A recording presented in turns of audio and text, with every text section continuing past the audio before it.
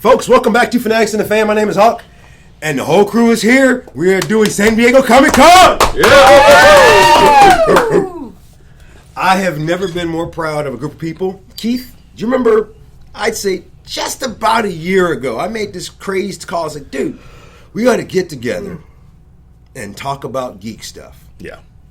It's been an amazing year. It has been, and it's gone by kind of fast. Yeah, it has. If you can recall some of the stuff that we've done in the last year. Oh, wow. Just pick one. Pick one. Oh, you know what? Planet Comic-Con. We sat down with Ming Na. We sat down with Garrett Wang. We sat down with Tom King. That was fun. He was nice. All of that was fun. Every bit of it was fun, and it was just I can see it in my head. It's still kind of a blur. That just means that everybody listening should just go back and listen to those shows. Exactly. It's been an amazing year, and for those that are listening, we have more fun doing this for you guys than you guys do listening. Feel free to send us emails. Our next segment for San Diego Comic Con is actually going to be a live broadcast. Send us messages on Facebook. We are going to talk about anything you guys want to talk about, or we're going to talk about whatever the hell we want to, because, it's our show. But I remember you're talking about Planet Comic Con, and that was a great show. Yeah, we had more fun. One of my favorites. Lots of shows. I mean, it wasn't just a great show. Yeah, it was lots of different shows. Yes, it was. And I think our next one up there is just going to be awesome. I have no idea how we're going to do the next one up there, to be honest with you. More power to us if we pull it off. I think we'll be a little more coordinated, and we'll have a lot more people with us. Yeah. And we'll take the opportunity of taking a lot more pictures and trying to meet as many different people as possible. One of my favorite times with Mr. Decker, I'm going to you with this one. One of my favorite times this year for Fanatics and the Fan was actually VisionCon. It's one of the, it's our biggest local. Yeah, the VisionCon rocks. And you were on point. .com. We had giveaways at VisionCon. We've had so much great stuff happen this year. We said it earlier. We're taking over. That's all to it. Geeks are taking over. Deal with it. It's a geek-illusion. Oh my god. That's great. Copyright. Awesome. Let's get shirts. We are getting shirts. We couldn't have gone I'm replacing this shirt with the Geek-illusion on the back. You couldn't have gone with Geekarchy or something? Geekocalypse? Well, I mean, if you're taking over... Anargeek, I mean... Revolution seems to make more sense for a takeover. Yeah. Can we call it a nerdolution instead? Because we've been using Geek Christmas, and that's dropping true. the Greek Yeah. geek a lot. Geekolution just sounds like something you drink. Yeah. Maybe we should get that as well. Speaking of drinking, back in San Diego, guys, there's so much still going on. I gave you guys a few minutes just to go through some of the panels. Yes. So, in San Diego right about now, it's almost 4 o'clock or so, 4-ish, and you've ditched your friends. It's about 3. And our time. You've ditched your friends, and you decided to just spread your wings and hit a panel. Not for nothing, but whenever I go to conventions, I actually love going to the panels and seeing what people have to say. Brittany, what panel are you going to? A few of us went, and we've got multiple, so I'm only going to say one that isn't a multiple, I don't think. I would go to the Hateful Eight. Yay! Because it's Quentin Tarantino in the cast, which is awesome. I was never a huge Western fan until my boyfriend, and he played me stuff like The Great Silence, which is like one of my favorite Westerns. It's fantastic. And Quentin's actually extremely, extremely motivated in everything he does. And it's extremely talented. Well, he is. He's very talented. But a lot of the things he's motivated from, we were watching pictures and stuff from the trailers that they're starting to kind of leak out, and it seems very, very, very much like The Great Silence, which makes me excited. Lots of Sergio Leone. Yes, yeah, and I love Quentin, and I love the cast that he has for it, and I think he has a way of making things come back to new again. Yeah. Michael, where you going? Well, DC Warner has a great screening of a lot of the TV shows that's going to come out on. Is it previews? Because God, I would want to see They're those. calling them screenings. They're calling them screenings. So, Actually, I'd binge watch all this. Probably season Supergirl Pilot, Legends of Tomorrow, all that stuff's going to be on. So that's definitely something I'm getting in on. And then I want to see the costume contest outside of panels. So now, is there anything that's coming up that you're the most looking forward with coming from DC, like for television? Is like there's something that you're like setting a DVR now? Man, second season of The Flash, obviously. Yes. I want to see Legends of Tomorrow because Rip Hunter has been such a huge fan favorite of mine. That's hardly anybody knows of, but he's been since I was a kid. It was like Rip Hunter, time travel. It's like how do you not like that as a kid? Now the second season of Flash might be hard if we let Brittany and Tony go to San Diego because they've already said they were kidnapping Grant anyway. So there might not be a second season. but they're hinting that Jay Garrick, the Golden Age Flash, is going to be on. So you mean the original Flash? That. Yeah, the original Flash. So he can take over. So, Gotham. Welcome back, Alexis. How are you? I'm great. What panel are you going to? Well, the Joss Whedon panel's at 4:45, which is great. Yeah. Because your man's sitting down talking to that guy, and he's for awesome. An hour. Yeah. It's I think I would be like Keith and be like, Can I come with you? Can I get a job with you? Can I work at your house? Can I stalk you? Is that allowed? Will I get a restraining order? No? Okay. I'm going to jump total ship from all you guys. I would go to the Magic panel.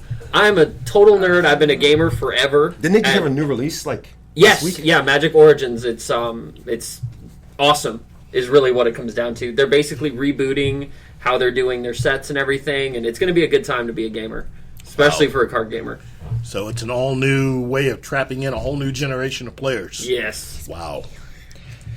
Okay, well, for me, I'll take one of our non-duplicates. Well, I would go to the fantasy literature panel that's about to come on. There's a lot of really great That's probably where Elena would be with you. Yeah, there's a lot of great YA authors going to be there. One of them's actually local from the St. Louis area, Heather Brewer, who does Lad Todd, which is super fun. Awesome. And Maggie Seawater, which I love, is going to be at that one. So that's where I'd be heading.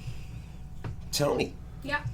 Actually, I'm sitting here dying to wonder what panel you're going to wander off to. I would have already have been there and on my way to another one. But, so the one I would have already have been to would be the Mattel's panel for the new 2015-2016 Monster High and Ever After High dolls and movies and vinyls and clothing. And haven't you cosplayed one of those once? I would like to, but I'm not tall enough. I know you're not supposed to limit yourself, but Well, they do. Most of them wear those platform shoes. Very true. So I would love to gain see you 8 inches attempt that way. I would love to see me attempt that one. But the new ones for 2015 are Kieran Valentine and Deanie Wisp Grant, who is Gigi Grant's little sister, and they are already sold out. Wow. So yeah. I'd say I really have to go to two, and I've got two other very geeky pursuits I have outside of doing this podcast with you guys. No, outside of us. Yeah. Are you driving us? Blasphemy. Well, one of the first ones is a big one is mobilizing fandoms for charity. I mean, I'm president of VisionCon, and one of our biggest things is creating charity projects for the community. So that would be one of the big ones, is learning more about that. Super sweet. Yeah, that's just that's nice. And we'll come with you to that. The next but one's we'll a little feel bit more guilty personal. about it. And That's why I we're think going. some other people might have liked this one too. Image Comics, where creators own reality. Mm-hmm. You'll be sitting next to Shaggy, most likely. I've been working with Art Vindicta. We're working on our new Devil's Pool is going to drop here in probably the next couple of weeks, and I've actually been writing our newest title, Race, which we're going to kickstart probably at the beginning of next month. So nice. Cool. That getting some more information, learning more things is definitely kind of where I'm at on that kind of spectrum. So those are the two that Are you going to be sober during all of this? Oh yes. Sure.